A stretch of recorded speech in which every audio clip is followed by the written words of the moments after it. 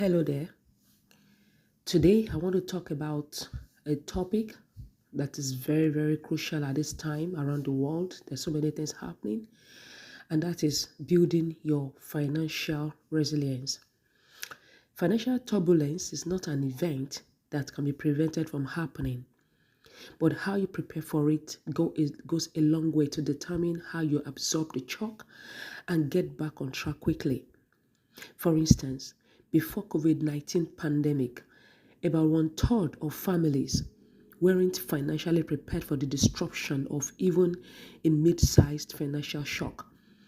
Preparation against the unknown is an essential part of developing financial resilience, which is the ability to withstand a job loss, an economic downturn, or anything that impacts your income or savings. Being financially resilient doesn't mean having a lot of money alone, but my focus is about being resilient enough that you will have a lot of money enough to make impact beyond your needs. It's also about being smart and proactive with the money you have so that you can feel more confident that your finances are ready today for whatever happens tomorrow. And that brings me to something that happened earlier today. I was just telling one of my friends some hours ago.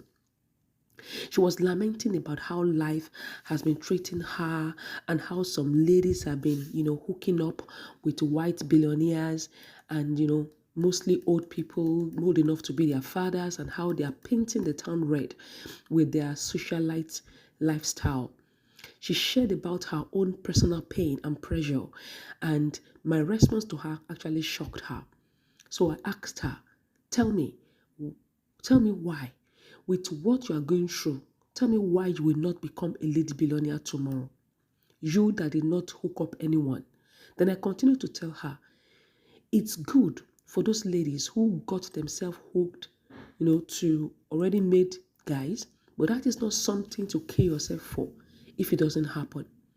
Rather, make your pain to pay. Don't let all the agonizing things you experience daily today, trying to survive, to go down the drain. Make sure it brings out the golds and diamonds in you. Make sure you shine all the way to the top. No, there should be no stopping you. She was so excited at my short, word punch and word, you know, uh, motivation, and immediately her countenance brightened. So many of us ladies look at what others have versus what we have. And this outward looking and comparing ourselves sort of diminish our sight and consciousness of what we have inside yearning to be let loose. My advice for you today, sweetheart, is that anytime you see someone living the life that you so desire, is not to become envious, sad, or lose hope. Instead, focus on how you can grow till you become persistently resilient in your areas of your finances. Is it going to be an easy journey? No. That is why we have less than 1% of the world population actually being regarded as billionaires. Actually, there are no more than 2,700 worldwide who are identified billionaires. Would you like to be counted among these people, these billionaires? Well, your answer may be no, as it may seem too tall an aspiration, but at least aspire enough to be able to make global impact, like bailing nations out of debt or founding a not-for-profit company or organization that caters for one of the world's major problems. Now, how do you build this resilience? There are so many things you could do to build your resilience financially. I'm just going to share about 7 points. Number one, never stop investing in yourself.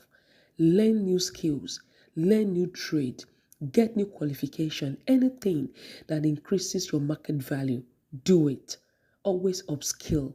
Be better than yesterday. Number two, always calculate your risk. Taking chances can result in great rewards, but it wouldn't be a risk without potential downsides, and that may require, absorbing some financial ups and downs. Understanding your personal risk tolerance as well as the risk of your investment will help you to stick to your plan during uncertain times. What's the best vehicle for you to grow your wealth? What stocks, bonds, assets will increase your value? The result could grow your next egg while building and boosting your resilience. We're going to go into these different types of investment at a later time. Number three is that you should create, don't just, not just stick to one, create multiple sources of incomes, both active and passive sources. So your active source of income might be your 9 to 5 job that pays your bills or your business that you're fully involved in daily, but this can't get you to that level of global impact. I don't know how much you can do. I don't know how much salary you can collect, but you can create several passive incomes that come together at the end of the day, and keeps growing by the time you do your investment. So there are so many several passive income streams. We will also discuss about this later that could be yielding money while you're doing so many other things. Number four, another thing you can do is always to plan, plan, plan. Crunch the numbers. Start by tracking how much money is coming in and going out. Exactly what are they going into? Are you busy buying the latest things? Are you wasting money on frivolities, or you are actually tracking your money? Budgeting doesn't have to be complicated. You can use apps or even just a notepad to plan all the time as money comes in. But opening this key window into your finances is one of the first steps away from living paycheck to paycheck and towards financial resilience and wealth and expansion. You need to plan. Another thing you could do, number five, is to network, network, network. Do you know that a whopping 80% of job positions that are filled are never advertised? Yeah, it is called a hidden job market. In other words, knowing people is essential for learning about openings, job openings, or opportunities, and to help you stand out among hundreds of applicants. After all, many of those CVs go into the dustbin without even being checked. So for you to stand out, you may need to have, somebody speaking up for you. So build up your network by joining organizations, meeting people, going to industry events, connecting with other professionals on social media. Don't take it lightly. Network, network, and network. Number six, read, read, and read. The more you know about banking terms and financial terms, the economy, the investment, different things, picking up books, reading books about, from Robert Kiyosaki, Warren Buffett, and all these great billionaires, and, that just to learn their secret, not because you want to be like them, but just to learn how did they get to where they are, learning about the economy, the economic trends, new investments. There's so much we could do during this our podcast. You can go ahead and read for yourself. Subscribe to magazines. The better money decisions you can make when you are well informed and better informed. So work with a financial advisor also. Talk with your family, your friends. Stay as current as you can with business news and consume other financial contents. Like I said, books, videos, podcasts. YouTube is there for you to learn so much. Don't go to YouTube to watch just movies. Go there to learn. Go there to improve yourself. And lastly, I want to talk about how you can celebrate small wins. When you set a goal, of how much people you want to save in a particular month or you want to invest, celebrate it and then raise the bar. Nothing happens overnight, especially when it comes to building financial resilience. So set small goals, but reward yourself for hitting them. Then move a bar a little higher. So you can set a goal of 50,000 this week or this month, and then increase it by 5,000 the next one. Because you are in this for a long haul. You have to keep looking forward. You have to be forward thinking. You have to find a way to improve and expand. Stretch yourself. Take time out to celebrate your effort to create a more resilient you. Don't forget about resilience.